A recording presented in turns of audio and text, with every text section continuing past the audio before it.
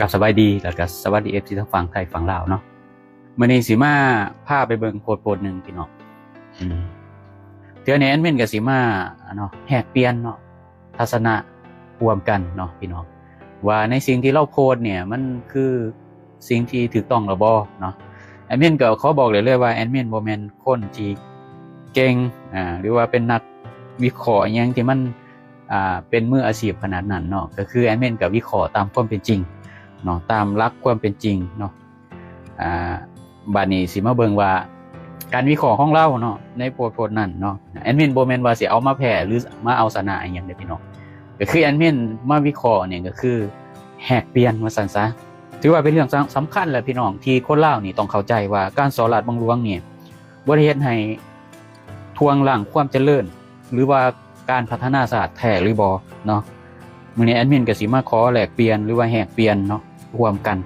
ของโพสต์นี่เราเว้ามันก็มีอยู่6ข้อเนาะพี่น้องเนาะเราได้โพสต์ว่า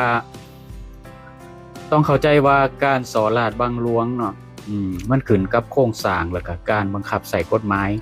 ว่ามีความเข้มงวดในระดับใดอันนี้ก็แม่นความเราคืออันดับแรกเลยคือกฎหมายบ่เข้มงวดนี่แหละเฮ็ดให้ศาสตร์เนี่ยบ่พัฒนาหรือว่าเฮ็ดให้มันพวงหลังความเจริญเนาะก็คือกฎหมายที่เฮาเห็นอยู่เสมอนี่ล่าสุดก็คือเรื่องปลาตายพี่น้องที่ว่ามีน้ำเน่าน้ำเสียที่จากโรงงานจีนเนาะปล่อยน้ำเสียแล้วก็เรื่องจังซี่มันว่ากำลังเกิดได้พี่น้องเนาะเรื่องเหล่านี้มันเกิดตั้งแต่ปี2020พุ่นล่ะจะมีข่าวว่าปลาตายยังเรื่อยๆมีหอดงัวตายมีหอดควายตายไปกินน้ำบางทีก็สวนกล้วยจีนบางทีก็เรื่องบ่อแฮเรื่องการขุดค้นอีหยังต่างๆที่มันแบบสารบางอย่างที่มันคัดแยกเอาแฮธาตุนะพี่น้องแฮทองคำอีหยังแฮค่ำอีหยังประมาณนี้พี่น้องก็กฎหมายนี่ก็สำคัญเหมือนกันแต่ว่าก็ยังเป็นร่องก็ย้อนว่ากฎหมายบ่เข้มงวดก็จังเฮ็ดให้คนสอนราชบังหลวงก็คือการสอนราชบังหลวงเนี่ยเป็นเหตุเลยแหละพี่น้องตามที่โพสต์เนี่ยเราว่ามันบ่แม่นเป็นปัญหาหลักแต่ว่าแอดมินว่าเป็นปัญหาหลักเลยที่เฮ็ดให้ศาสตร์บ่พัฒนาเพราะว่าการสอนราชบังหลวงนี่มันล้วนไปเบิดเนาะถึงแม้ว่ากฎหมายมันสิเข้มงวดปานใดเนาะเขาก็มี2โหว่เพราะว่าคนที่สอนราชบังหลวงเขาก็เก่งเนาะบ่แม่นว่าเขาบ่เก่งเด้เขาก็หา2โหว่ทางกฎหมายอย่างเช่นว่าเรื่องขุดค้นบ่อแฮเนาะที่จริงแล้วบ่ทันมีกฎหมายพี่น้องบ่ทันมีกฎหมายรองรับว่าการขุดค้นบ่อแฮนี่ต้องมีขีดจำกัดแนวใดก็คือพวกนักการเมืองก็ใช้2โหว่เนาะจากการขุดค้นบ่อแฮเนี่ยใช้คำว่าทดลองการทดลองขุดค้นบ่อแฮเนี่ยคือเป็น2โหว่เนาะเพราะว่าหยังการทดลองเนี่ยมันบ่แม่นโครงการพี่น้องมันเป็นการทดลองแล้วก็เวลาทดลองแล้วมันบ่แม่นทดลองแท้พี่น้องมันเป็นการแบบขุดเอาแท้ๆเลยมันบ่แม่นการทดลองพี่น้องมันเป็นการขุดเอาให้ต่างชาติไปเลยแล้วก็เงินก็บ่ได้เข้ารัฐเลยบัดนี้บ่ได้เข้าข้างหลวงก็ว่าได้เนาะพี่น้องคำว่าทดลองนี่แหละคือ2โหว่ที่เขาใส่กฎหมายจากผิดให้เป็นถูกได้เพราะฉะนั้นแล้วเนี่ยที่เราว่าเรื่องการใส่กฎหมายนี่ก็แม่นของเราแต่ว่าที่จริงแล้วเนี่ยมันก็บ่ได้ถูกต้องทั้งเบิดเพราะว่าทุกสิ่งทุกอย่างมันมี2โหว่นะพี่น้องคนที่เขาหูกฎหมายเขาก็เลือกใส่2โหว่ที่จะเฮ็ดให้ตัวเองบ่ผิดกฎหมายเขาก็ใส่ในการแบบเอาไปเฮ็ดทางที่ผิดนะเพื่อผลประโยชน์ของตัวเองนะนี่ก็คือสรุปแล้วเนี่ยกฎหมายแท้ๆเนี่ยมันก็บ่ได้ว่าสิเป็นปัญหาหลักอีหยังที่แบบที่เราว่ามันบ่แม่นปัญหาหลักในการนำใส่กฎหมายที่เฮ็ดให้ตลาดบังหลวงตามมาก็บ่ได้เป็นแบบทั้งเบิดนะพี่น้องเราว่าคงกันข้ามเนาะถ้าระบบกฎหมายเฮาเข้มแข็งแล้วว่าการบังคับใช้กฎหมายเนี่ยเข้มงวดบวกกับสังคมมีความเข้มแข็งสังคมสิมีความเข้มแข็งเนี่ยมันก็อยู่ที่การนำใช้กฎหมายเช่นเดียวกันพี่น้องบ่ได้หมายความว่ามันสิเข้มแข็งทั้งเบิดมันเพราะว่าคนมันสิควบคุมได้ทั้งเบิดมันเป็นไปบ่ได้ดอกพี่น้องเนาะบ่เพียงแต่ช่วยกันลดการสอนราชบังหลวงเท่านั้นแล้วว่าแต่ยังสร้างสังคมมั่นใจเนาะสร้างความมั่นใจให้กับนักลงทุนต่างประเทศอันนี้ก็แม่นความเราเนาะเมื่อนักลงทุนเนาะเห็นว่าสัญญาแล้วก็ทรัพย์สินเนาะถูกปกป้อง กฎระเบียบมีความโปร่งใสแล้วก็มีการบังคับใช้ที่สม่ำเสมอเขาเจ้าก็จะนำเอาเงินทุนแล้วก็เทคโนโลยีเข้ามาหลายขึ้นฉะนั้นจึงว่าการสลาดบังหลวงเนี่ยบ่แม่นปัญหาหลักในการเฮ็ดให้ประเทศพัฒนาช้าแล้วว่าจังซี่ก็แม่นความเราบางส่วน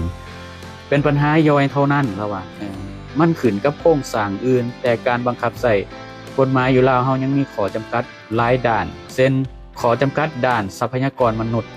แม่นก็เฮ็ดให้กฎหมายบ่เข้มงวดคือกันเพราะว่าทรัพยากรมนุษย์นี่มันหายากพี่น้องมันหายากเฮ็ดจังได๋ก็ต้องได้ขายทรัพย์สินในดินสินในน้ำนั่นแหละพี่น้อง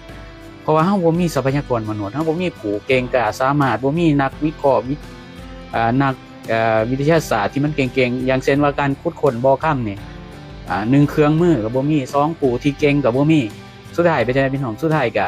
คือเอาไปเป็น2โหว่ก็คือเป็นข้ออ้างได้เนาะว่าเฮาบ่มีทรัพยากรมนุษย์เฮาบ่มีคนเก่งเฮ็ดจังได๋เฮาก็ต้องให้ต่างชาติลงทุนถ้าให้ต่างชาติลงทุนแล้วเนี่ยมันก็ต้องมีแบ่งสรรปันส่วนกับนักลงทุนที่เข้ามาขุดค้นหรืออีหยังก็แล้วแต่มันต้องมีอยู่แล้วแหละพี่น้องมันบ่มีหรอกว่าสิเอาเขาแบบ 100% อีหยังน่ะมันก็ต้องมีกักไว้แน่นอนพี่น้องความรู้ความสามารถจำกัดแล้วว่าฉะนั้นการใช้มาตรการเด็ดขาดเนี่ยหลายเกินไปนี่อาจสร้างช่องว่างทางด้านการบริหารแล้วก็เฮ็ดให้ระบบรัฐสะดุดแม่นคันมันแบบเข้มงวดแฮงแบบเฮาบ่ต้องเอานักลงทุนหลายหรือว่าเป็นเกินว่ามาสัมปทานหลายนี่ก็ว่าบ่แบบนี้มันก็สะดุดเพราะว่ามันบ่มีคนเก่งว่าซั่นซะอันนี้ก็แม่นความเราเนาะแล้วก็หากฐานวัฒนธรรมแล้วก็ค่านิยมข้อที่2สังคมลาวได้รับอิทธิพลจากพุทธศาสนาที่เน้นความเมตตาการให้อภัยการปรองดองจึงมักใช้วิธีการศึกษาอบรมแล้วก็ให้โอกาสหลายกว่าการลงโทษอย่างรุนแรงมันบ่แม่นดอกพี่น้องข้อนี้บ่แม่นพี่น้องแอดมินว่ามันต้องมีผลประโยชน์ร่วมกันอย่างแน่นอนมีการตกลงกันแบบเจ้าต้องกินน้ำกินไหนมีหยังสักอย่างมันบ่แม่นความเมตตาแต่อย่างใดเนาะถ้าแม่นความเมตตาอย่างแท้จริงเนาะตามที่นักปราชญ์อาจารย์เขาให้ความเมตตาเขาต้องลงโทษพี่น้องการลงโทษเท่านั้นคือความเมตตาอย่างแท้จริงเพราะว่าหยังจังสิบ่ให้เขาไปเฮ็ดผิดอีกเนาะพี่น้องถ้าแม่นว่าสิแบบให้โอกาสแบบว่าบ่อยากลงโทษคือความเมตตานี่บ่แม่นเด้อพี่น้องคันแม่นว่าตามแบบคนทั่วไปเนาะเขาก็สิว่าแม่นบ่ลงโทษเนี่ยคือการให้อภัยหรือความเมตตานี่เป็นจิตอันประเสริฐอันนี้คือคนธรรมดาทั่วไปคิดแบบนี้แม่นบ่ล่ะพี่น้องแอดมินเชื่อว่าผู้ที่ฟังก็คิดว่าเท่านั้นคือกันแต่ที่จริงแล้วนั่นคือการทำลายพี่น้องการที่บ่ลงโทษการที่กฎหมายบ่เข้มงวดนั่นคือการทำลายคนผู้นั้นแล้วก็ร่วมกันทำลายสิ่งอื่นที่ตามมาเพราะว่าหยังเพราะว่าคนที่เขาได้รับอภัยโทษแล้วเขาเฮ็ดผิดแล้วย่ํใดเขาก็ให้อภัยหรือว่าคนที่รู้จักกันหรือว่าเขาเอิ้นว่าใส่ความแบบเป็นกันเองความสนิทสนมบ่ว่าจะเป็นญาติพี่น้องหรือหมู่เพื่อนอีหยังก็แล้วแต่ให้อภัยเฮาเป็นญาติพี่น้องกันเนาะอีหยังประมาณนี้นี่คือการทำลายพี่น้องคือดังเช่นว่าคนลาวเฮานี่แหละว่าคนลาวเฮารักษาเนาะพี่น้องเนาะเฮาคิดว่าเฮาต้องบ้านเมืองของเฮาเนาะเฮารักษาเฮาต้องอีหยังเน่ามินบูดเน่าเฮาก็ต้องปกปิดไว้นี่บ่แม่นความรักษาเป็นความรักษาโดยความรู้สึกเนาะพี่น้องคือความรู้สึกที่เฮาแบบเฮาเกิดอยู่ในลาวน่ะก็คือสภาพแวดล้อมเฮาเป็นคนลาวเฮาก็ต้องใส่ความรู้สึกนี้อยู่แล้วนะแต่ว่าการรักษาอย่างแท้จริงนี่คือเฮาต้องใส่สติปัญญาตัวนั้นเฮาก็ต้องเตือนว่าเฮาต้องเข้มงวดเรื่องการสอนหลานเมืองเฮาต้องซอยกันเปิดโปงเนาะเฮ็ดให้ผู้ที่เฮ็ดผิดเนี่ยบ่สามารถที่จะยืนอยู่ในสังคมลาวได้พวกที่มีอำนาจต่างๆที่เฮ็ดผิดซ้ำแล้วซ้ำอีกบ่สามารถที่จะผิดซ้ำอีกได้ถ้าหากว่าคนลาวรักษาอย่างแท้จริงแต่แม้นว่าคนลาวรักษาแบบผิดเพี้ยนเนาะฮักด้วยความแบบรู้สึกซื่อๆฮักด้วยอารมณ์ซื่อๆคือพวกอินฟูบางคนบอกว่าผู้ใดเว้าให้ประเทศลาวนี่การบริหารลาวนี่อย่างเช่นเนาะยกตัวอย่างก็คือเฒ่าเขียวเราว่าบริหารคือคุกขี้นี่ก็ว่าเราดูถูกผู้นำเนาะทั้งที่ว่าที่จริงแล้วมันบ่แม่นว่าผู้นำคนเดียวเฮ็ดผิดเนาะอย่างเช่นว่าทานท้องรุ่นก็บ่แม่นว่าทานท้องรุ่นไม่เฮ็ดผิดโดยโกงเนาะอันนี้เข้าใจแต่ว่าระบบในเมื่อว่าระบบมันเฮ็ดผิดพลาดแล้วพี่น้องแต่ว่าปล่อยไปนี่มันก็คือว่ามันก็พอๆกันเนาะพี่น้องมันก็บ่ได้แตกต่างกันเลยกับโตผู้นำเท่ากับว่าปากกว่าตาขยิบมันบ่ได้ต่างกันเลยกับความปากว่าตาขยิบแล้วก็สรุปแล้วนี่คือคำว่าเมตตาเนาะคนเรามีความเป็นพุทธศาสนาแล้วที่เมตตากับสิ่งเหล่านี้ มันบ่แม่นเมตตามันเป็นการทำลายเนาะเป็นการทำลายผู้ที่กระทำผิดสามารถที่จะกลับเข้ามาเฮ็ดผิดอีกได้เนาะพี่น้องแล้วก็คนที่เฮ็ดผิดแล้วในเมื่อว่าหลอดอิหยังแบบไปแล้วก็สิเฮ็ดอย่างอื่นอีกแล้วก็เฮ็ดให้มันล้วนไปเบิดเฮ็ดให้มันเป็นวัฒนธรรมเฮ็ดให้มีการโกงกันอย่างขึ้นในเมื่อว่าคนนั้นโกงได้คนนี้ก็โกงได้แล้วก็นี่แหละคือปัญหาเนาะที่เกิดจากคำว่าความเมตตาของศาสนาพุทธเพราะฉะนั้นแล้วสิเอาคำว่าเมตตามันเป็นข้ออ้างบ่ได้เนาะความเมตตาอย่างแท้จริงคือความเข้มงวดคือความแบบผิดคือผิดถูกคือถูกอันนั้นคือความเมตตาอย่างแท้จริงข้อที่3เนี่ยว่าการรักความมั่นคงเนาะแล้วก็ความสามัคคีลาวมีประวัติศาสตร์สงครามลับแล้วก็ความแตกแยกทางด้านชนเผ่าเนาะการใส่มาตรการหุ้นแห้งอาจถูกนำใส่เป็นเครื่องมือกล่าวหากันเนาะนำไปสู่ความปั่นป่วนแล้วก็สร้างช่องว่างให้ศัตรูภายนอกคือสิเกิดหยังขึ้นกับยาพี่น้องช่องทางหรือว่าช่องว่างให้ศัตรูภายนอกเขามาแบบยังสมมุติเนาะอันนี้คือความคิดของเราเฮาอาจสิไปเฮ็ดสร้างความหุ้นแห้งทางด้านหลักมนุษยธรรมแล้วก็เฮ็ดให้ต่างชาติเขามาบอยคอตหรือว่าเขามาความบาดอันนี้ถ้าสิคิดว่าเป็นศัตรูภายนอกคิดบ่ถูกพี่น้องเคลื่อนว่าเป็นศัตรูภายในแล้วถ้าแม่นว่าเฮ็ดแบบนี้แล้วก็มีภายนอกออกมาบอยคอตหรือว่าขอให้ยุติความรุนแรงอย่างเช่นว่ายกตัวอย่างมาตรา117เนาะที่เขาเรียกร้องว่าให้หยุดนำใส่เนาะองค์การสากลนี่เขาให้หยุดนำใส่สิบอกว่าเขาบ่เป็นศัตรูบ่ได้พี่น้องเนาะพี่น้องคือถ้าแม่นว่ามันยกเลิกได้มันก็ดีเนาะเพราะว่าหยังประชาชนก็สิมีสิทธิ์ในการปากเว้าวิพากษ์วิจารณ์ให้ผู้ที่สอลาดบังหลวงนี่คือถ้าปลดล็อกกฎหมายข้อนี้แล้วนี่นั่นแหละคือทำลายศัตรูที่อยู่ภายในอย่างแท้จริงเนาะพี่น้องเฮาเฮ็ดตามเงื่อนไขที่สากลเขาเฮ็ดไหนบ่ได้หมายความว่าเฮาเสียเปรียบเลยพี่น้องผู้ที่มีอำนาจแน่นอนเขาคิดว่าเขาเสียเปรียบเพราะว่าหยังเพราะว่าในเมื่อว่ากฎหมายมาตรา117นี่ถึงยกเลิกไปแล้วเนี่ยเขาเสียเปรียบมองว่าประชาชนสิมีแบบปากมีเสียงหลายขึ้นสิวิพากษ์วิจารณ์หลายขึ้นสุดท้ายไปใช่พี่น้องเขาเสียผลประโยชน์เขาสิโกงบ่ได้เนาะเขาก็สิคิดว่ามันสิเกิดความวุ่นวายในสังคมลาวที่จริงแล้วเนี่ยความวุ่นวายอย่างแท้จริงมันบ่ได้เกิดก็ว่าคนวิพากษ์วิจารณ์ภาครัฐความวุ่นวายอย่างแท้จริงคือประชาชนเนาะอยู่ดีกินดีบ่ถนนหนทางเป็นจังไดเนาะแล้วก็เรื่องกฎหมายมีสิทธิ์เท่าเทียมจังไดมีความเสมอภาคจังไดถ้าบ่มีความเสมอภาคระหว่างรัฐกับประชาชนเนาะพี่น้องประชาชนบ่ได้รับความเป็นธรรมถูกเอารัดเอาเปรียบนี่บ่คือสิ่งที่จะให้เกิดความสงบสุขบ่มีความแบบปั่นป่วนมันแม่นแท้แต่ภายในจิตใจมันปั่นป่วนบ่พี่น้องเอายกตัวอย่างเนาะน้ำมันค่ากันขึ้นลงตามใจเนี่ยขึ้นหลายกว่าหมู่เนี่ยสงบสุขบ่พี่น้องรัฐเนาะพนักงานของรัฐหรือเจ้าหน้าที่รัฐนอกขีดเฮ็ดแบบบ่ตามฮีตามข้องของรัฐบาลเนาะรัฐบาลแก้ไขได้บ่ได้เอาผิดกันบ่ได้พร้อมเนาะแล้วก็จะได้ไปยึดเอาที่ให้ที่หน้าไปขายให้จีนเนาะเอาหัวเอาสวนไปขายให้จีนแล้วก็ฮ้องโอ้ยอันทองรุ่นมาซอยแน่มีคนเอายึดให้เอาหน้าเงินตดเสยก็บ่ได้นี่บ่สงบพี่น้องนี่บ่สงบคือใส่กฎหมายปิดปากแหละนี่บ่สงบเงียบกับสงบสุขอันใดดีกว่ากันพี่น้องลองคิดเบิ่งสงบเงียบกับสงบสุขอันใดดีกว่ากันสงบเงียบมันสิต่างหยังกับอยู่ในป่าลองให้พวกท่านไปอยู่ในป่าเบิ่งมีอีหยังที่เฮ็ดให้ตัวเองแบบเข้าถึงอีหยังนี่บ่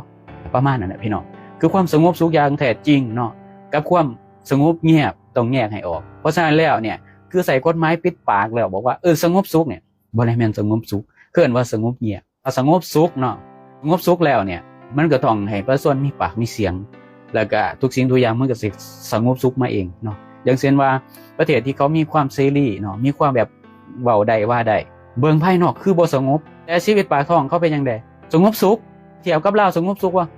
กันสิเอาเรื่องธรรมชาติมาเว้าน่ะมันแม่นอยู่อยู่ตามไร่ตามหัวตามสวนน่ะบ่ได้ไปสนอีหยังกับไผน่ะอันนี้ก็ถือเนาะแต่ว่าเรื่องชีวิตปากท้องเรื่องแบบโลกปัจจุบันมันมีความพัฒนามันมีความแข่งขันสูงแม่นบ่พี่น้องคนลาวเข้าถึงบ่หรือว่าแต่ให้ต่างชาติเข้ามาบอกว่าประชาชนลาวสงบสุขประเทศลาวเนี่ยต่างชาติเข้ามามีอิทธิพลเหนือทางด้านเศรษฐกิจก็บอกว่าคนลาวสงบสุขแม่นบ่สงบสุขพี่น้องมันแม่นบ่สงบสุขหรือสงบเงียบเนาะพี่น้องเพราะฉะนั้นแล้วมาตรา117เนี่ยที่เราว่าเนี่ยที่เราบอกว่านี่มันอาจสิเป็นศัตรูภายนอกแล้วว่าบ่แม่นแล้วทานสู่ศัตรูภายในให้ได้ก่อนเพราะว่าหยังเพราะว่าทานเนี่ยเอากฎหมายข้อนี้มาเป็นเกราะกำบังให้คนเรานี่ก็ดังที่แอดมินเว้านั่นแหละคือปลาที่ตายเนาะถ้าแม่นว่าบ่แม่นงัวควายของพวกเจ้าไปกินน้ำได้ตายเนาะมันมี พวกเจ้าก็สิคิดบ่ออกว่าข่อยเนี่ยสงบสุขหรือบ่หรือแค่สงบเงียบเจ้าสิคิดบ่ออกแน่นอนถ้าแม่นว่ามื้อใดมื้อนึงถ้าถือกับโตเจ้าเนาะในมื้อใดมื้อนึงเจ้าอยากใส่น้ำเนาะไปอยู่ในหิมน้ำแล้วก็ให้ใส่น้ำบ่ได้เอากล้วยลงกินน้ำยังบ่ได้เอางัวลงกินน้ำยังบ่ได้เจ้าคิดว่าจะสงบสุขบ่แล้วกฎหมายเอาผิดคนที่กระทำผิดบ่ได้บัดเจ้าคิดว่าสงบสุขบ่ป้าที่ใต้เนี่ยแม่น้ำเป็นพิษมีสารพิษเนี่ยใส่การบ่ได้พวกเจ้าคิดว่าพวกเจ้าสงบสุขบ่สงบเงียบแม่นอันนี้ถูกต้องสงบเงียบอย่างแน่นอนเพราะฉะนั้นแล้วศัตรูเนี่ยมันอยู่ที่ตัวเฮาเองบ่มีศัตรูภายนอกใดสิเฮ็ดได้เท่ากับศัตรูภายในเนาะบ่ต้องไปย่านถ้าแม่นว่าภายในมันแข็งแกร่งศัตรูภายนอกเฮ็ดหยังเฮาบ่ได้บ่ต้องย่านข้อที่4การรักษามิตรภาพระหว่างและการร่วมมือสากลการสลัดมักเกิดในโครงการร่วมมือกับต่างประเทศการใช้มาตรการจะส่งผลกระทบต่อความไว้เนื้อเชื่อใจแล้วก็เสี่ยงของความพัฒนามันเข้มงวดหลายคือเกี่ยวกับสิเอาศาสตร์ใดศาสตร์นึงเป็นหลักอย่างเช่นว่าสิเอาแต่จีนแต่เวียดเนี่ยก็คือแบบมาตรการมันรุนแรงเกินไปแม่นความเราอันนี้เราก็เริ่มเข้าใจแล้วเรื่องนี้มันก็ต้องมีคู่ร่วมมือทางด้านการพัฒนาอย่างเช่นว่าประเทศตะวันตกหรือว่าประเทศยุโรปเขามาลงทุนเนี่ยซุมื้อนี่รัฐบาลก็เริ่มเปิดรับแล้วเนาะโอเคอันนี้ก็ถือว่าก็ดีเนาะเพราะว่าหยังมันก็สิสร้างเวียกสร้างงานให้คนลาวหลายขึ้นเนาะเอาโรงงานอุตสาหกรรมเข้ามาเนาะที่มันแบบเครื่องใช้อุปโภคบริโภคน่ะถ้าเอาเข้ามาได้ถึงมันว่าบ่แม่นคนลาวผลิตเองก็ยาเนาะพี่น้องถ้าแม่นว่าเฮ็ดเกี่ยวกับเรื่องนี้คนลาวสิมีเวียกมีงานเฮ็ดหลายเนาะพี่น้องบ่แม่นว่าสิเอาให้แต่จีนแต่เวียดนามเอาสัมปทานให้อันนี้เรื่องทรัพยากรเนี่ยถือว่าผิดแล้วคันให้หลายเกินไปก็บ่ได้แล้วพี่น้องมันต้องจงไว้ให้ลูกให้หลานมันเฮ็ดบ่ถูกต้องแนวนี้เนาะพี่น้องถ้าแม่นว่าสิเอาแบบเปิดการครับเคลื่อนว่านักลงทุนมาต้องเอาแบบระดับอุตสาหกรรมน่ะเครื่องใช้ของซอยอุปโภคบริโภคอันนี้โอเคว่าส่วนที่จะได้รับผลประโยชน์ถ้าว่าเจ้าเอามาขุดขนแฮอย่างเช่นว่ามาจ่อมาหยังแล้วส่วนได้รับผลกระทบก็คือน้ำที่มันเป็นพิษนั่นแหละจังซี่เขาบ่เรียกว่าพัฒนาพี่น้องเขินว่ามาทำลายเนาะถามว่าประสบนะครับผลประโยชน์บ่คือแบบมีการขุดขนบ่แฮอยู่ซุมื้อเนี่ยจ่อแบบมุนไปเบิดน่ะที่บอกว่าคุ้มระเบิดเนี่ยสร้างความเสียหายให้ประเทศเป็นคุ้มเป็นบ่เนี่ยถ้าเทียบกับคุ้มพวกนี้เนี่ยอันใดสิเสียหายหลายกว่ากันประชาชนสิขาดโอกาสหลายกว่ากันได้สิขาดโอกาสหลายกว่ากันต้องคิดให้ดีๆเนาะพี่น้องข้อที่5เนาะความสามารถการปฏิบัติกฎหมายเนาะเรากระบวนการยุติธรรมมีความสามารถจำกัดฉะนั้นจึงเลือกซุ้มใส่การป้องกันและก็สร้างระบบหลายกว่าการขับล้างป้องกันนี่สิป้องกันจังได๋ก็บ่ได้พี่น้องเพราะว่าสิให้ป้องกันนี่หลายกว่าการขับไล่ล้างคือสราดบางหลวงเนี่ยสิบ่ยอมขับไล่ล้างเลยบ่พี่น้องบอกอีดีในความคิดของเรานี่อาจสิว่าถ้าแม่นว่าพนักงานพวกนี้ถูกจับเบิดนี่สิอยู่จังได๋ไผสิบริหารก็เอาคนมาใหม่ที่พี่น้องคนมีความสามารถหลายครับไล่ล้างมันเบิดโลดคนที่มันเฮ็ดผิดน่ะสิบอกว่าซุ้มใส่การป้องกันเนี่ยป้องกันจังได๋ป้องกันผู้มีอำนาจผู้มีอิทธิพลป้องกันได้บ่พี่น้องอย่างเช่นว่าผู้ที่ออกมาประกาศว่าน้ำนี่มันปลาใต้นี่มันร้อนมันบ่แม่นสารพิษจะสิป้องกันจังได๋จะต้องขับล้างจะต้องไล่ล้างคนพวกนี้เอามาป้องกันเนี่ยใส่อำนาจที่มันกฎหมายที่มันเข้มงวดป้องกันได้แท้ถ้าทายเฮ็ดได้แท้นะฉะนั้นแล้วข้อนี้อันนี้ก็ว่าสิว่าถือก็ถือสิว่าผิดก็ว่าผิดมันก็ต้องอยู่ที่ว่าเฮ็ดได้บ่ล่ะเฮ็ดได้บ่ล่ะมันบ่ได้พกนี่การแก้ไขเทื่อละก้าวเนี่ยลาวปฏิบัตินโยบายเปลี่ยนแปลงอย่างค่อยเป็นค่อยไปเพื่อหลีกเลี่ยงการซอกทางสังคมและก็รักษาความมั่นคงค่อยเป็นค่อยไปแนวใดพี่น้องคนลาวมีหนี้มีสินเขาอยากแก้วิกฤตสภาพเนาะหนี้สินครอบครัวเขาสิค่อยเป็นค่อยไปนำพวกเจ้าบ่เขาสิค่อยเป็นค่อยไปนำพวกทานบ่การใส่ถนนหนทางสมมุติเพราะว่ามันก็เกี่ยวเนื่องกันอยู่แล้วคำว่าค่อยเป็นค่อยไปเป็นหมายความว่าหนทางบ่ดีหรืออีหยังหมายความว่าบ่ต้องอีหยังเข้มงวดอีหยังขนาดนั้นบ่ต้องอีหยังที่มันแบบเข่งตึงขนาดนั้นเนี่ยอันนี้คือความหมายเนาะแต่ว่า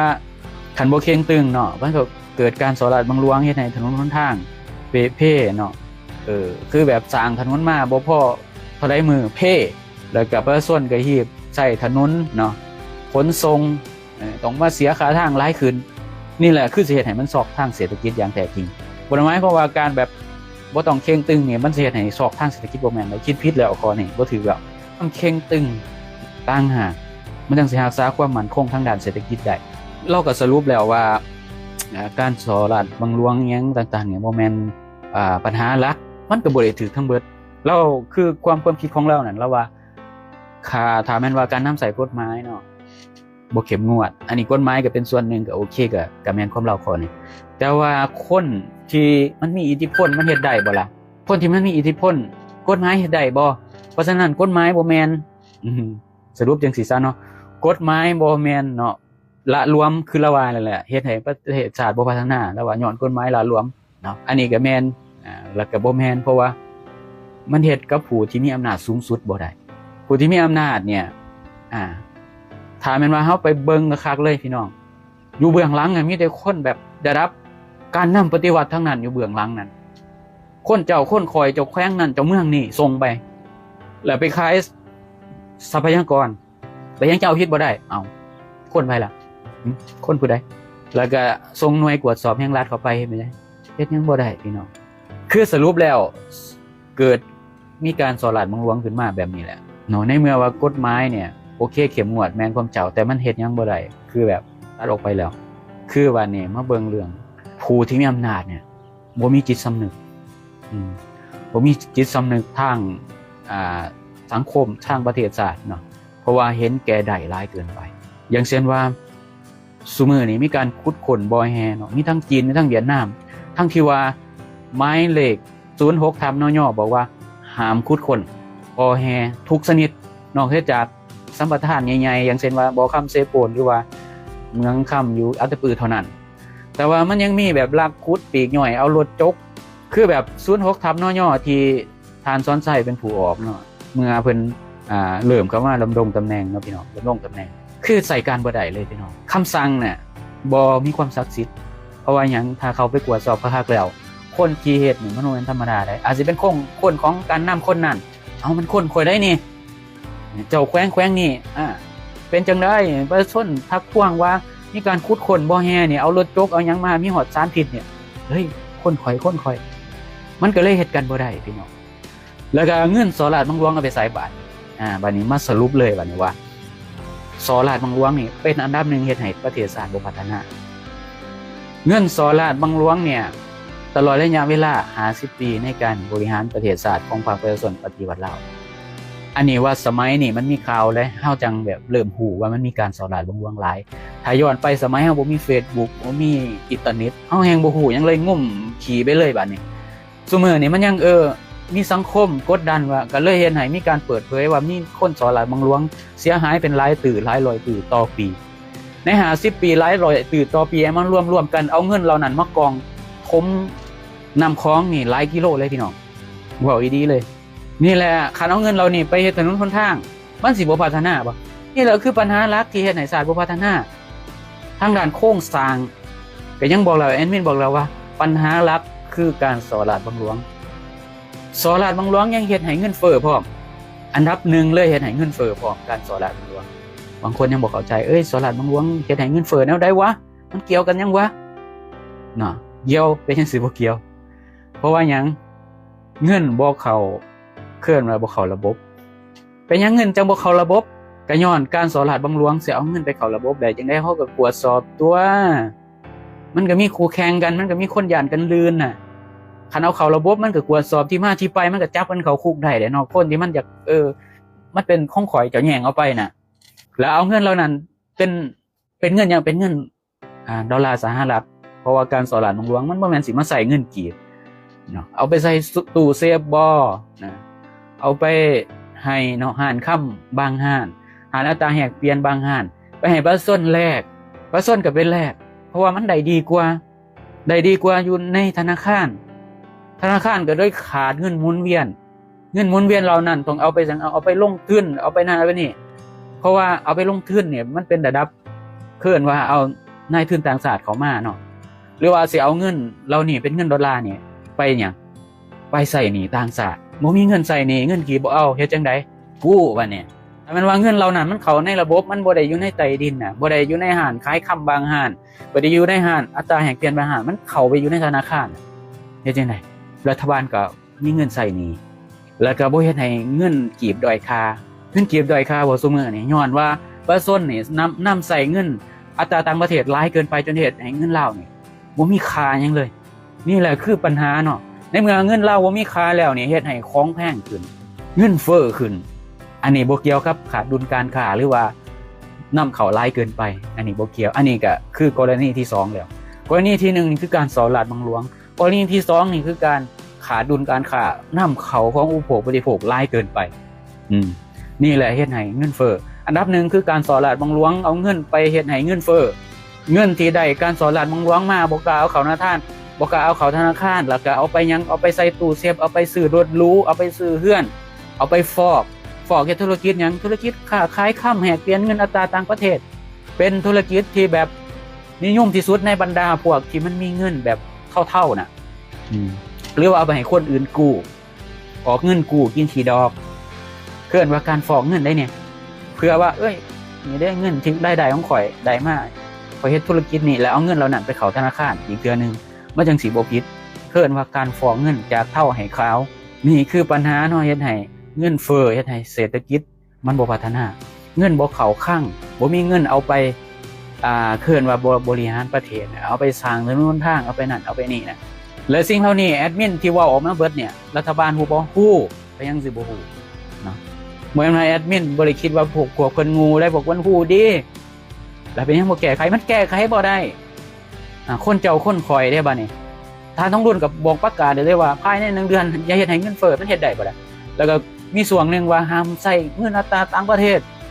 บางคนก็ว่าห้ามใส่เงินบาทเฮ็ดได้บ่ผู้ใดอยู่ลาวลองพิมพ์มาให้แอดมินฟังหน่อยว่าเฮ็ดได้ล่ะหรือยังถ้าสิเฮ็ดแอดมินสิแนะนำไปจับพวกที่มันอัตราแหกเปลี่ยนเงินอยู่นอกระบบที่มันบ่ได้ไปแหกเปลี่ยนอยู่ธนาคารจับมันให้เบิดกล้าเฮ็ดบ่ล่ะห้านค้ำบางห้านที่มันให้อัตราแหกเปลี่ยนไปจับมันเลยมันเฮ็ดผิดกฎหมายนั่นห้านค้ำมันบางห้านที่มันแบบให้คนแหกเปลี่ยนเงินอัตราต่างประเทศมันผิดกฎหมายแล้วนั่นเนาะมันต้องแลกอยู่ธนาคารเท่านั้นจับได้บ่ได้แล้วผู้ใดอยู่เบื้องหลังล่ะโอ้อาสิเฮ็ดนี่คือแบบงูเห็นตีนไก่ไก่เห็นอีหยังเกินว่าโมเมนต์งูเห็นนุ่มไก่ไก่เห็นตีนงูเฮ็ดได้บ่เจ้าเฮ็ดข่อยก็เฮ็ดเจ้าคืนเด้อเดี๋ยวนี้เจ้ากล้าบ่ได้มันก็เลยแก้ไขบ่ได้นะกฎหมายบ่เข้มงวดการฟอกเงินต่างๆนี่บ้านนี่พวกที่มันมีอิทธิพลมีเงินอยู่ในการแหกเปลี่ยนอยู่ตลาดมืดแล้วอันนี้เรียกว่าตลาดมืดเนาะเพราะว่ามันบ่ได้เข้าระบบธนาคารมันมีสิทธิ์มีอำนาจมีอิทธิพลในการปั่นราคาเรทเงินพร้อมปั่นราคาเรทเงินมันจะปั่นได้แนวใดก็ได้น้องพี่น้องเฮ็ดให้เงินมันเฟ้อมันแบบบ่มีค่าไปเลยเงินลาวน่ะเพื่อว่าตัวเองสิได้กำไรแล้วก็เป็นหยังแล้วประชาชนลาวจังบ่ไปแลกเงินอยู่ธนาคารเนาะบ่เคยเนาะจริงๆมันแลกง่ายเด้ความบ่เคยความคิดว่ามันอาจสิยากเนาะคันเฮาสิแบบบ่พากันนิยมไปแลกกับพวกใต้ดินน่ะพวกตลาดมืดน่ะพวกห้านค้ำบางห้านพวกอัตราแหกเปลี่ยนบางห้านที่อยู่ในตลาดน่ะแต่ว่า2มาราคามันได้น้อยกว่าอยู่ข้างนอกเด้ของเขาไปแหกเปลี่ยนให้เรทเงินอยู่ในธนาคารน่ะมันอยู่ในระบบมันก็ได้ตามความเป็นจริงตามเรทเงินที่มันขึ้นลงตามอัตราแบบสากลน่ะบัดนี้มันได้น้อยได้บัดได้น้อยเฮ็ดจังได๋โอ้ยบ่เข้าหรอกข่อยมีตลาดมืดห้องรับแล้วห้านค้ำบางห้านอัตราแหกเปลี่ยนในตลาดตะลี่บางห้านที่มันมีพวกสอกงเอาเงินมาให้พวกนี้แหกเปลี่ยนเนี่ยเพื่อฟอกเนี่ยนี่แหละคือการสอราดบังหลวงเฮ็ดให้ประเทศล่มจมกฎหมายบ่เข้มงวดก็มีส่วนแต่ว่ากฎหมายในเมื่อมันใส่การบ่ได้แล้วก็ปัดมันออกไปซะบ่เกี่ยวกับกฎหมายแล้วสิว่าถูกก็ถูก 50% สิว่าผิดก็ว่าผิด 50% นี่แหละคือความจริงที่คนลาวต้องฮู้ต้องเข้าใจว่าเงินลาวเนี่ยมันให้ค่าที่สุดนี่ย้อนพวกอัตราแหกเปลี่ยนอยู่ในตลาดมืดห้านค้ำบางห้านแล้วก็ห้านอัตราแหกเปลี่ยนเงินบางห้านที่อยู่ในตลาดที่มันบ่ได้อยู่ในระบบธนาคารพวกนี้แหละเฮ็ดบ่อนเป็นบ่อนทำลายเงินกีบลาวอย่างแท้จริงถามว่ากฎหมายฮู้บ่พวกมีอิทธิพลฮู้บ่ฮู้เฮ็ดหยังกันบ่ได้มันเอาผิดไผบ่ได้มันจับบ่ได้มันมีแต่พวกมีอิทธิพลทั้งนั้นเลยมีแต่พวกนั้นพวกนี้คนนั้นคนนี้ประกาศว่าบ่ใส่เงินอัตราต่างประเทศนี่ประกาศมาเป็นพันเที่ยวแล้วเฮ็ดได้จักเที่ยวแน่บ่จับได้จักเที่ยวแน่บ่คันสิจับสิไปยากอีหยังเนี่ยพวกห้านค้ำบางห้านพวกห้านอัตราแหกเปลี่ยนบางห้านไปจับมันโลดไปสืบหาโลดไผเอาเงินมาให้เปลี่ยนเนี่ยหรือเปลี่ยนเองบ่หรือจังได๋ มันสิยากหยังก็สิจับกล้าเฮ็ดบ่ล่ะคันเฮ็ดได้เนาะประเทศลาวก็สิแบบตัดวงจรพวกนี้ออกไปคนสิสอราชเมืองหลวงฟอกบ่ได้แต่มันต้องมีการควบคุมในการตรวจสอบนำพวกนี้ในเมื่อมันเอาเงินไปฟอกในห้างค้ำบางห้างบ่ได้ในห้างอัตราแหกเปลี่ยนบ่ได้มันสิเอาเงินเข้าธนาคาร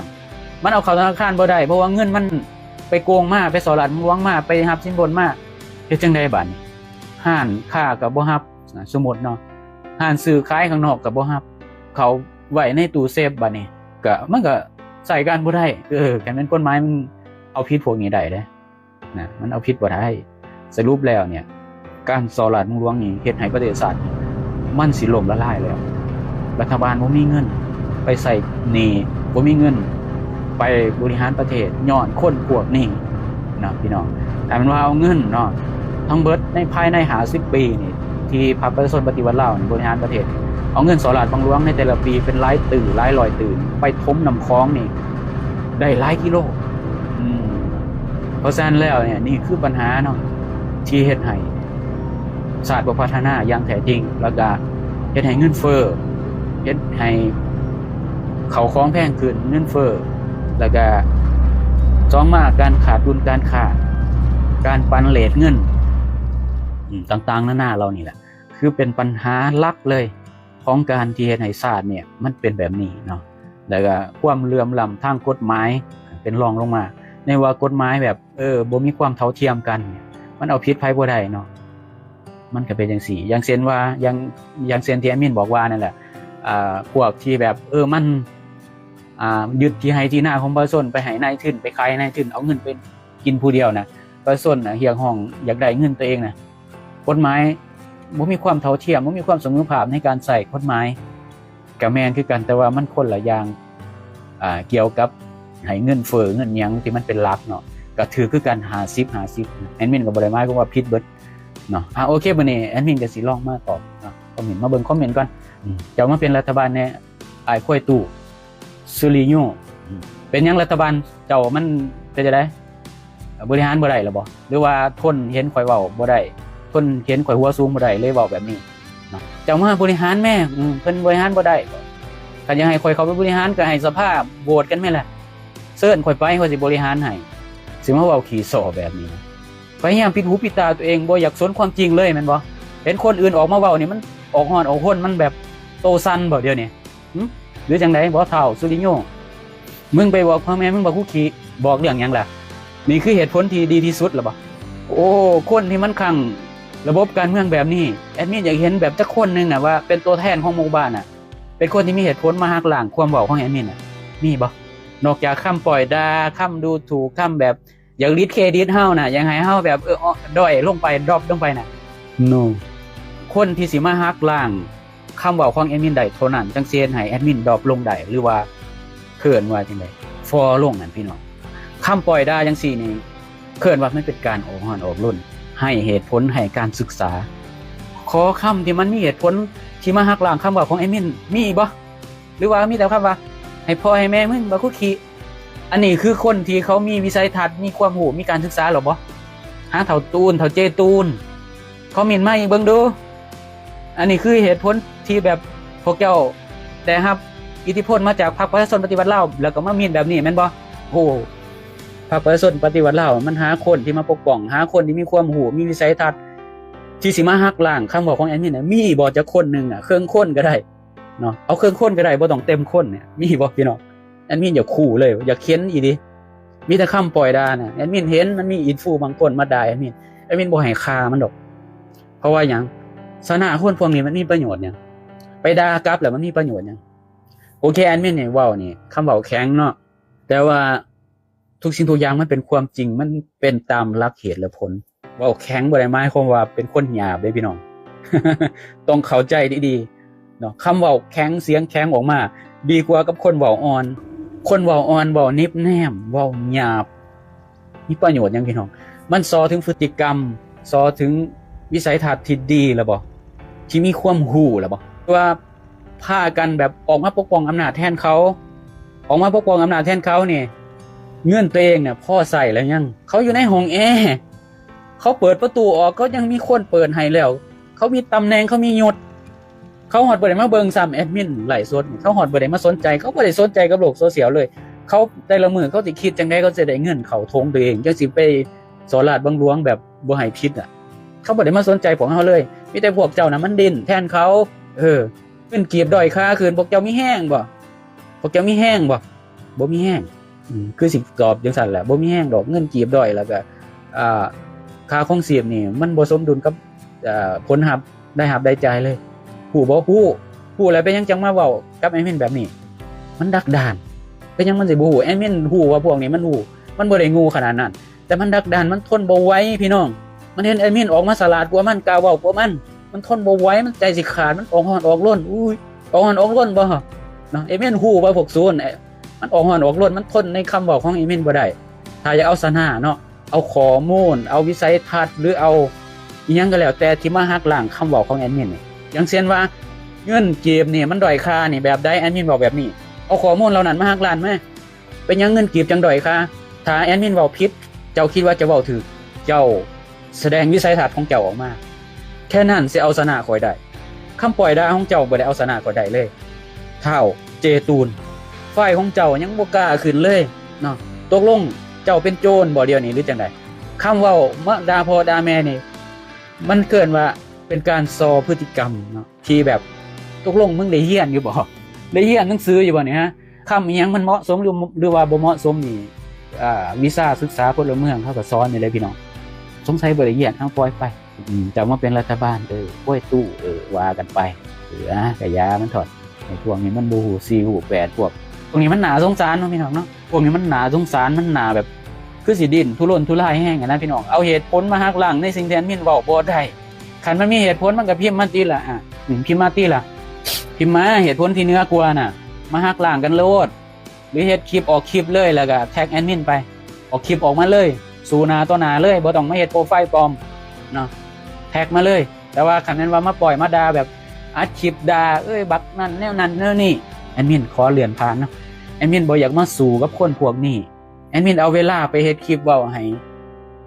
ผู้ที่มีอำนาจได้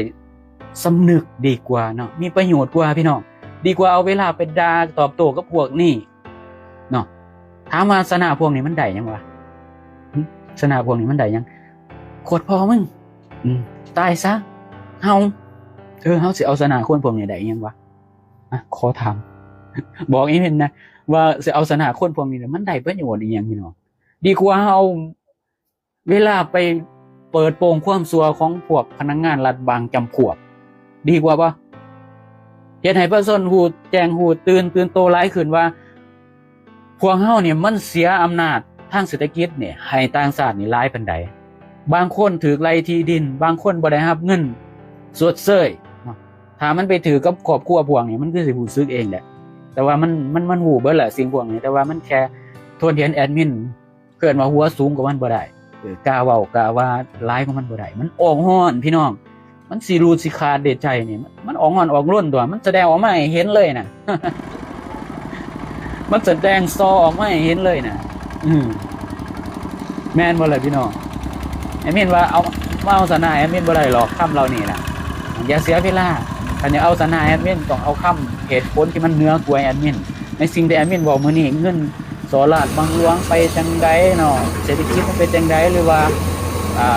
ประเทศชาตินี่มันเป็นหนี้จังได๋เอาเหตุผลมาหักล้างในสิ่งที่แอดมินบอกมาทั้งเบิดเอาออกมาหักล้างได้คันว่าเอาสนะแอดมินเปิดพื้นที่ให้ทุกคนแอดมินอ่านเบิดทุกคอมเมนต์ผู้ใดคอมเมนต์แบบใดอ่านเบิดแต่ว่าสิเลือกตอบบ่ได้เบิดทุกคนหรอกพี่น้องแต่สิตอบได้แต่บางคนแล้วคนที่มันหยาบเนาะเขามาแบบด่าพ่อด่าแม่สิแอดมินเตะออกไปเลยถ้าใส่คำมีเหตุผลในจังน้อยถึงเราจะเป็นคำด่าก็อย่าแอดมินก็พอสิฟังอยู่อ่านทุกคนแอดมินบ่ได้ปล่อยผ่านเด้อแต่เนาะแอดมินสิบ่ให้ฆ่าคนพวกนี้แม่นคนลาวเฮาบางคนจิตใจมันป่วยมันบ่สนใจกับเหตุผลบ่สนใจกับความจริงนะเขามาเห็นผู้ใดเว้าให้รัฐบาลนี่บ่สนดอกมันสิจริงหรือบ่จริงรัฐบาลของข่อยนี่สิโกงชาติก็ยามันน้ำสิปนเปื้อนก็ยามันประชาชนสิเป็นจังได๋ที่เว้ามาเบิดนี่ก็ยามันขออย่างเดียวกูได้ลาคนที่มันหัวสูงกว่ากูคนลาวบางคนมันเป็นแบบนี้ไอ้มินเห็นเนาะ เพจ Facebook เนาะบางจำพวกน่ะมันออกมาด่าแอดมินมาเว้าด้อยค่าสิ่งเหล่านี้จะเอาชนะแอดมินบ่ได้เด็ดขาดสิ่งที่เอาชนะแอดมินได้คือเหตุผลที่เหนือกว่าเท่านั้นที่มีหลักการกว่าเท่านั้นที่สิมาหักล้างคำเว้าของแอดมินที่เว้าออกไปทั้งเบิดนี่ถ้าเว้าแล้วประชาชนยอมรับสังคมยอมรับในคำเว้าของเจ้าเขาจะเอิ้นว่าสนาแอดมินบ่ได้ว่าตัวเองมาตัดสินว่าสนาหรือบ่สนาได้สังคมเป็นผู้ตัดสินสังคมก็เป็นผู้ตัดสินพี่น้องมันบ่เกี่ยวว่าแอดมินสิเว้าว่าตัวเองนี่ไผสิเอาสนาได้ต้องแบบนั้นแบบนี้อันนี้เว้าเป็นแนวทางซื่อๆเนาะแต่ว่าจังได๋ก็ให้สังคมนั่นแหละเป็นผู้ที่ตัดสินเองเนาะว่าเว้าถูกหรือเว้าผิดเนาะบ่แม่นว่าเอาขี้ปากของคนใดคนหนึ่งมาด้อยค่าแอดมินใช่มั้ยดิสเครดิตแอดมินบ่ได้ให้ค่าแอดมินบ่ได้ความสนใจแอดมินบ่ได้ฮ้อนห้นกับสิ่งเหล่านี้เพราะว่ามันแสดงออกมาหลายเท่าใดมันก็ย้อนกลับไปหามันเท่านั้นเพราะว่ามันซอพฤติกรรมความก้าวร้าวความหยาบกระด้างความที่บ่มีวุฒิภาวะออกมาให้สังคมเห็นแอดมินก็เลยเสยมันด่าเฮาได้มันคิดว่ามันชนะก็ปล่อยมันมึงชนะกูแบบนี้มึงก็เอาเลยเต็มที่เลย เต็มที่เลยเอาเลยเอาให้แบบสุดๆไปเลยสิด่าสิด้อยค่าหรือสิดิสเครดิตจังได๋ก็เอาเลยเนาะแอดมินบ่ฮ้อนบ่ฮ้นอีหยังตามสบายส่วนหลายพวกนี้มันสิปิดบังโปรไฟล์มันบ่กล้าเลยพี่น้องอันนี้แอดมินบ่ได้ว่าตัวเองสลาดเนื้อผู้ใดเด้อพี่น้องอย่าเข้าใจผิดเด้อเนาะแอดมินบอกว่าพวกมันเห็นพวกเฮาเนี่ยกล้าเว้ากล้าว่าร้ายบ่ได้อันนี้คือมุมมองของพวกมันเนาะสลาดร้ายกว่ามันบ่ได้หัวสูงร้ายกว่ามันบ่ได้อันนี้ความคิดของมันแอดมินบ่ได้ว่าตัวเองสลาดหรือหัวสูงนะพี่น้องอย่าเข้าใจผิดได้มันออกฮ้อนออกล้นพวกนี้นะมันอยู่บ่ได้ใจสิรู้สิขาดฟ้าวออกมาจักด่าพ่อด่าแม่จักนั่นเว้าแบบอุปสนอุปสีหัวส้นฟ้าคือบ่ไปบริหารแทนรัฐบาลไปจังได๋รัฐบาลตัวเองมันบริหารบ่ได้แล้วบ่จังมาเอิ้นข่อยไปนะแต่ยังให้ข่อยไปก็เชิญติล่ะให้สภาลงมติกันเฒ่าบันทิงทุโนเนี่ยเชิญเราไปบริหารแทนเอาแม่ล่ะถ้าเว้าขี้ซอแบบนี้อันนี้ก็สิเว้าขี้ซอขึ้นแบบนี้ล่ะเนาะเชิญแม่สิไปบริหารให้นะอันนี้บ่ได้ว่าตัวเองประเสริฐหรือว่าเก่งเด้เว้าใส่คืนเนาะมันเว้าแบบบ่มีเหตุผลอันนี้ก็จะใส่คืนจังซี่ล่ะมันย้อนมาเท่าไรอันนั้นก็สิย้อนไปปานนั้นแหละแม่นพวกนี้ IQ ต่ำแห้งเบิ่งกับคำพิมพ์คำเว้ามันก็เป็นผลมันบ่สนเลยนะความจริงมันบ่สนเลยนะพวกนี้มันพยายามปิดข่อยบ่เอาความจริงข่อยบ่เอาเหตุผลข่อยสิด่าเจ้าอย่างเดียว เจ้าหัวสูงกว่าข่อยเจ้าฉลาดกว่าข่อยเว้าบ่ได้คือเจ้าข่อยออกฮ้อนออกร้อนข่อยสิพิมพ์ด่าเจ้าเดี๋ยวนี้ล่ะตัวแทนหมู่บ้านข่อยจะมาปกป้องรัฐบาลของข่อยรัฐบาลของข่อยเนี่ยซอโกงกับยามันบางคนบอกว่าโอ้ยทานท้องรุ่นเนี่ยเพิ่นบ่ได้มาโกงหรอกมีแต่พวกพนักงานรัฐนั่นแหละเอาเป็นหยังคือบ่เอาผิดล่ะคือบ่จับเข้าคุกล่ะบ่แม่นปากว่าตาขยิบบ่พี่น้องบ่แม่นซุ่มเจ้าปากว่าตาขยิบบ่ระบบมันก็รวมๆกันเนาะมันบ่ได้ว่าผู้ใดผู้นั้นเฮ็ดผิดหรือบ่เฮ็ดผิดหรอกคันระบบเฮ็ดผิดบ่ได้มันก็ไปนํกันนั่นแหละปลาตัวเดียวมันเน่าเบิดของอ่ะพี่น้องโอเคเนาะมื้อนี้สำหรับมื้อนี้น้องขอมุกขอบใจขอบบุญขอบคุณเนาะที่ให้เกียรติเข้ามาที่ตามฟังรับชมเนาะสำหรับมื้อนี้แบบแอดมินขอลาแล้วนี่มือใหม่เนาะถ้ามีโอกาสสิมาไลฟ์สดให้ฟังอีกโอเคสำหรับมื้อนี้เนาะสบายดีสวัสดีราตรีสวัสดิ์บ๊ายบาย